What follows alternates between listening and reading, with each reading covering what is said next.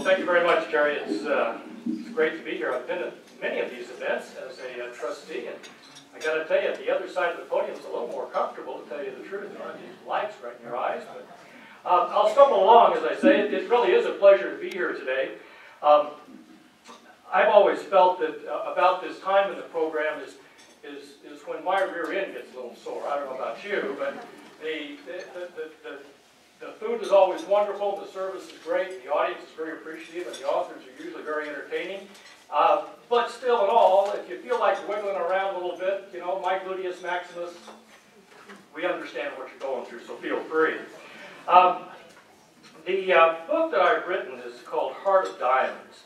And I'm so happy to present it here because to me the book and author luncheon is always what libraries are all about, and that's books. Now I know, as a trustee, believe me I know, we provide lots of things to Westchester library patrons, CDs and DVDs and games and internet access and a place to find a job and seminars on how to deal with your health insurance problems and story time for children, and I love libraries for all of those things. But ultimately, libraries, to an old-fashioned guy like me, are about books, because books are where it's at. And that, to me, is why I'm privileged to serve as a WLS trustee. It's really one small way that I can repay what the libraries have given to me over the years. I'm particularly indebted to the libraries of Westchester. They did help me to write Heart of Diamonds, by the way.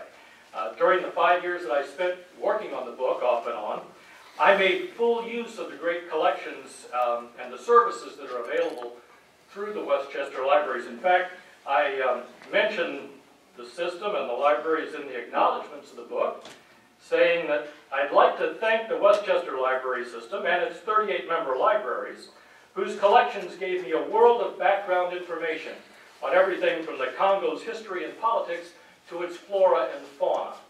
When I first started writing the book, I spent a full year basically researching the subject with the assistance of the Westchester libraries before I put pen to paper. You know, writing a novel is very much a journey, as someone has said, many occasions actually. And Heart of Diamonds was a journey for me. It's a high-concept thriller. Not the type of thing I normally write about for Westchester Magazine or the business section of the Christian Science Monitor. But it has a television correspondent, a beautiful television correspondent, of course. It has a diamond smuggling plot that implicates an American televangelist and the White House. And in a real flight of my imagination, it includes a U.S. military intervention into the Congo. Now, these are all things, I have to say, that I was not writing about things I know, I guess you could say, except, of course, in the ways that my research taught me. But the book's concept is based on a true story, believe it or not. It all started with a Time magazine article that I ran across from 1994 about an American televangelist whose name you might recognize. Anyone here ever hear of Pat Robertson? Founder of the 700 Club, one-time U.S. presidential candidate, and a charter member of the Billionaire Preachers Society. Pat Robertson owned diamond mines, gold mines, a 50,000-acre farm. He owned timber concessions. He was one of the major investors in the Democratic Republic of Congo when it was known as Zaire in 1994. All profitable operations, by the way. And he was partners with Mobutu Sese Seko, the kleptocrat who raped and pillaged his own nation for 32 years. And that was Pat Robertson's business partner. Well, when I ran across that story, there was too much irony there for me to pass up.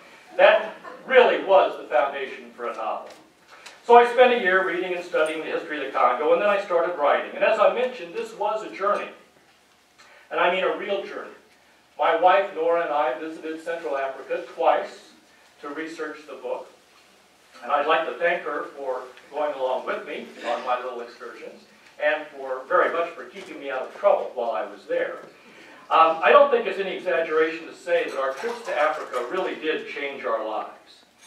My journey to write Heart of Diamonds also led to a very deep involvement in the real fate of the people of the Democratic Republic of Congo. and the very real humanitarian crisis that's going on today. The war in the Congo is the deadliest conflict since World War II. There have been nearly 6 million casualties in that war, over 5 million of them civilians. It's been going on for 15 years, and it's a struggle marked by some horrendous atrocities. It's one of the bloodiest, brutal conflicts you could ever hope to imagine. Learning about those conflicts and those atrocities led me to write passages such as the one I'm going to read today from early in the book, when we meet a character named Christophe, who's a 14-year-old boy who's been captured and turned into a child soldier. And he tells the story of what happens the day he was captured to Dr. Jamie Talon, who's one of the principal characters in the book. Once he started, Christophe talked softly but rapidly, as if he wanted to get the story over with. The Lunda Libre came in the morning. It was so early, no one had gone to the fields. We tried to run to the forest to hide, but there were too many of them, and they shot us and chopped us and beat us with clubs. The noise and the smoke, it was horrible. I ran with my mare and the baby, but she fell. Her feet tangled in her pannier, and I couldn't pull her up. The soldiers grabbed me and held my arms. I tried to fight them, but they made me look at her anyway. I could not stop them. One soldier yanked the baby from my mare and threw him on the ground. When the baby cried, the big soldier kicked him like a football, and he flew through the air and bounced on the ground on the other side of the road, and then he lay still. His voice became more agitated. The other soldiers laughed. It was a big joke. He lifted his head, staring at something in the distance Jamie couldn't see.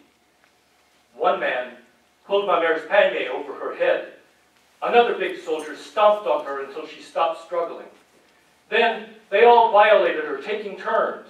One soldier kicked her between her legs before he stuck his thing into her. I tried to fight the soldiers holding me and yelled at them to stop hurting my mare, but they would not.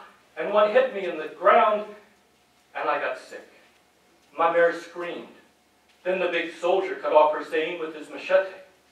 And then he violated her with the blade, and then she died in the dirt. I could not help her because they held me too hard. His head drooped.